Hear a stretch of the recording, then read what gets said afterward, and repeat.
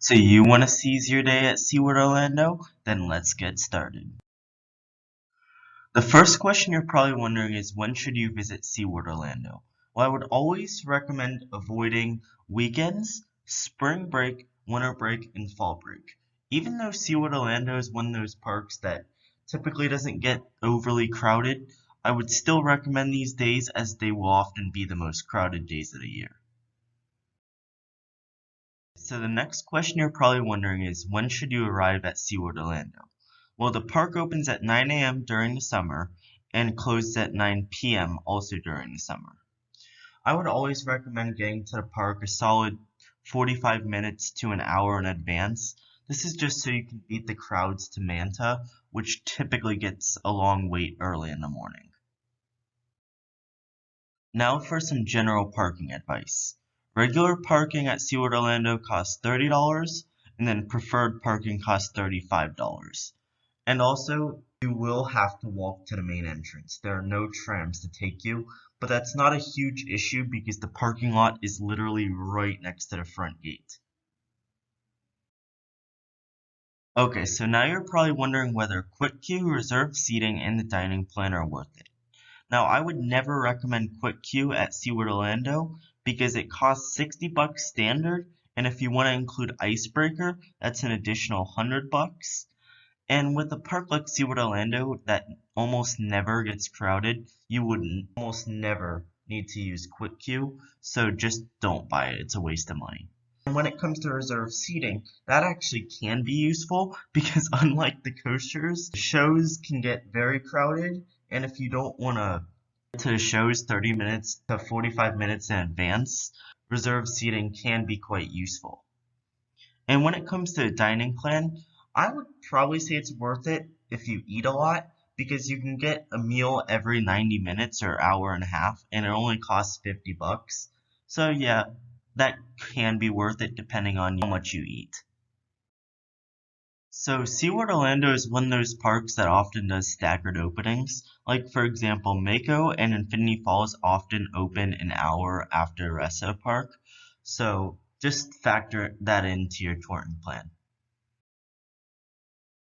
Okay, so here's my recommended touring plan for SeaWorld Orlando. I would first hit Manta once the park opens, and then I would scurry on over to Journey to Atlantis, then head over to Kraken, which those two are like right next door, then head over to Mako, and then hit Infinity Falls, and then finally hit Icebreaker. You can adjust this plan and go counterclockwise around the park if the pathway from the main entrance to Icebreaker is open. It's not always open, but if you catch that open, you can change this up depending on your needs. So now you're probably getting hungry. Why not some advice on dining? I would always recommend with any park to eat breakfast before you get to the park and eat dinner after you get to the park. Now for lunch, I would recommend Mama's Pretzel Kitchen, which if you're wondering is right between the Orca Stadium and Infinity Falls. Now for the main reason most people visit SeaWorld Orlando, the animals. Now the three animals I recommend seeing are the dolphins, the sea lions, and the penguins. The dolphins are right near Manta at the Dolphin Stadium. The sea lions are right near the Sea Lion and Otter Stadium, which is also right near the penguins, which are right next to Antarctica Empire of the Penguin, may it rest in peace, which is in the Antarctica section. These three animal exhibits are relatively close together, which is good so you can hit them all three very close all at the same time, which is nice. Okay, so now for the other reason most people visit SeaWorld Orlando, the shows.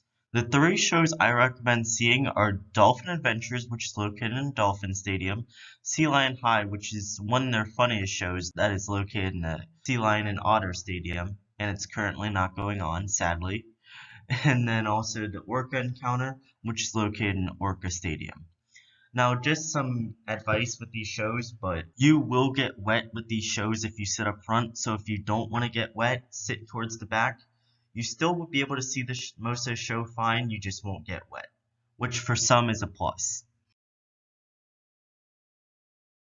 Okay, so if you got value from that video, remember to like and share this video with anybody you know who's going to visit SeaWorld Orlando soon. Also subscribe to this channel and hit the notification bell. Peace.